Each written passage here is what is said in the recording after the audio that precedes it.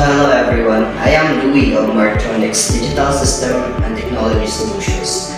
So here's our condominium unit which equipped with smart automation with TIS control. So ito pala yung room, yung bedroom 1. So as you can see, ang nilagay namin na panel is touchscreen with 6 gram panel, which is touchscreen na po siya. So ano po siya. Pag ina-on ko po siya, tatouch mo lang yan. Ganyan, off ko to. Kasi pag yung indicator niya pag naka-on, naka-blue. So, pero pag i-off natin, naka-white na siya. Back to white ulit siya. Yan siya. So, off natin lang. So, on natin ulit. So, yung mga light nito, may strip light sa ceiling, may pin light, tsaka dito sa may bed frame na light. Tapos naman may light din siya dito sa closet. Dito sa closet. Ito. As you can see. So may light din siya.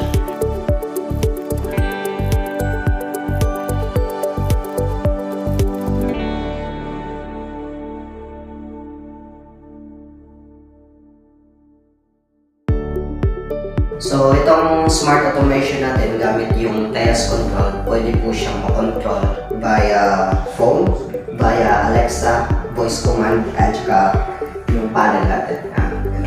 So, una explain ko po is yung TIS app control. So, yung TIS, ito po yun. Tapos, select yung room. So, ngayon, nasa bedroom 1 po tayo. So, bedroom 1, ito, bedroom 1. Click mo yung bedroom 1. Tapos, ito na yung mga lights niya. Yan, closet light.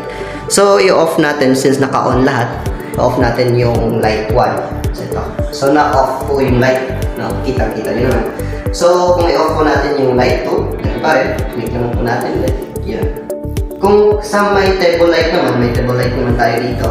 Kung i-off natin, click lang natin yung table light. Ma-off po siya. So, on ko po ulit lahat. So, ganun po siya. Pwede po siya makontrol via TIS app. Kasi ito.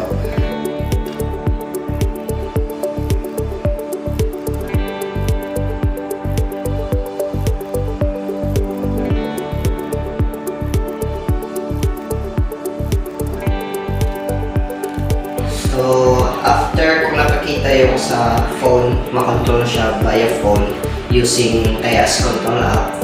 Let's proceed with the Alexa. So, nandito, meron kaming Alexa device. Ito siya, Alexa device. So, yan yung gagamitin natin to control the lights.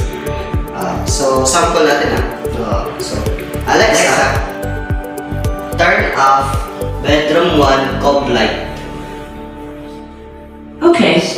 So, yun, turn off siya. Gamit Alexa lang.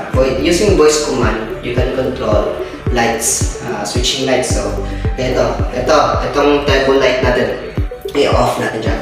So, Alexa, turn off bedroom 1 table light. So, okay. Pwede natin siya makontrol via Alexa command. Kagaya yan, kung may binibitbit ka, bit-bit mo ito, pagpasok mo, ganun. Tapos gusto mo, kaya ito, sa example, walang ilaw, sige, turn off na. Alexa, turn off bedroom 1 pen light. Okay. Alexa, turn off bedroom 1 pen light.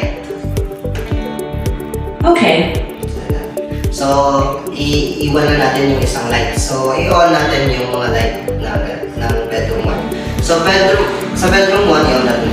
Alexa, turn on bedroom 1 cove light. Okay. So, pag may hawak ka, pwede mong i-voice command lang. Tapos ito, Alexa, turn on bedroom 1 light. Okay. So, kagaya niyan, so mas convenient para sa'yo pag may hawak kang things at saka may yung dalawang kamay mong PC. So, convenient yung Alexa gamitin compared kung mga switches. Tsaka ito, kagaya ito, pag 6 lang yung gamit mo, kung sa ordinaryong switches lang, magkukonsume talaga siya ng space. Kung 6 gang talaga, aabot ng mga ganito, tatlong mga ganito kahaba. Pero pag yung panel switch na gamit natin is yung touchscreen, makukonsume na siya ng ganito kalit na switch. At saka may maliit pa dito. Ito lang yung nilagay namin para mas bumagay dito. Kasi ito yung suggested ng client. So, tapos ko na ma-explain yung mga panels tsaka paano mag-control itong bedroom 1. Proceed naman natin dito sa blinds. So, ito hawak kong remote. Pwedeng ma-remote dito yung dito. Sa bedroom 1, sa master's bedroom, tsaka sa living room na blinds. So ito, sa settings ito, so nakikita nyo, 1. So ito blind 1 to eh. So, bedroom 1, blinds. So, i-control ko siya gamit yung remote. So ito. So, nako-control siya via remote. Yan. Kung pwede mo siyang i-up, tapos pwede mo siyang i-pause pag gusto mong ganyan lang siya. Tapos kung gusto mo naman sarado, press down. Tsaka mag-down siya automatic. So, let's proceed with sa CR. So, itong CR namin, sa pag-setup namin ng CR, pag papasok ka ng CR, automatic siya mag-on yung lights. At kung lalabas ka naman, o-off siya. Sa pag-setup namin, 3 minutes kasi. So, pag pumasok ka sa CR, automatic siya mag-on yung lights.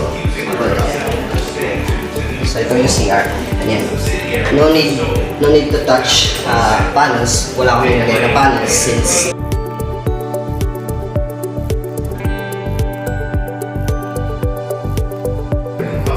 so, paglabas mo ng CR, mag-off lang siya within 3 minutes. So, after 3 minutes, mag-off yung lights na CR. So, yung motto ng KS kasi, lights when you need it, then energy if you don't.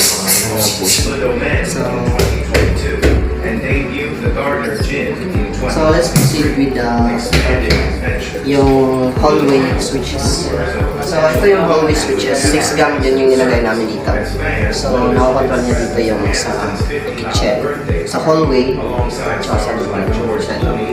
Kaya dito yung sa hallway, sa may entrance door. Tapos dito naman, dito sa shoe couch area. Then sa baba naman, yung sa hallway. Pwede din siya makontrol dito sa phone, tsaka pwede din po dito sa Alexa. Yan siya. Kaya ito, kung may hawak kang bagay, tsaka di mo kayang mag-on sa switch, sample lang pero kaya ko lang. Pero, i-demo ko lang kung paano gumana si Alexa. Kaya ito, si Alexa nasa living room. Pero ito turn on ko siya, yung light, mula dito. Alexa, turn on hallway light. Yan, Okay. siya.